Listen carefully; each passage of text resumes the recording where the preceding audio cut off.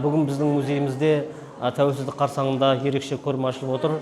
Бұған дейінгі көрмелер, яғни адам қолыменен қылқалам шеберлерінің жалпы адамның өзінің ішкі жан дүниесіменен жасалған дүниелер болса, бұл көрменің ерекшелігі президентіміз жолдауында айтқандай жасанды интеллекті арқылы жасалып отыр. Яғни жасанды интеллекті арқылы да өнерді, шығармашылықты, тарихты, тіпті жаңа ұлттық тәрбиені жаңа қолға алуға болатын бұл көрме бізге дәлелдеп беріп отыр. Жалпы көрменің тақырыбы бостандық жолы жасанды интеллекті көзқарасында деп аталады.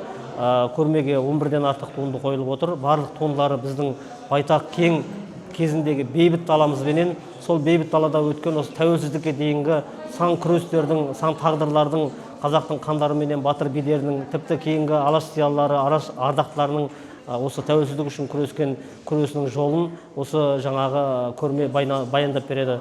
Бұрыннан келе жатқан ой болатын, осы жасанды интеллект енді дамып келе жатқаннан бері осы идея ойымнан кеткен жоқ болатын.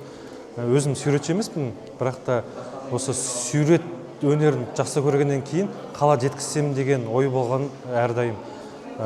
Соны біз осы музейге жұмысқа таяуда ғана кірген болатынмын. Директорлерге бәрін айтты, сосын идеям бәрін қолдады.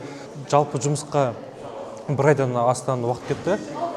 Жасанды интеллектті ең бірінші біз үйреттік, тақырып таңдалды. Жалпы 11 туынды жасалынды. Тәуелсіздікке байланысты соның сұрақ тәуелсіздікке арналған картинкалар жасалынды.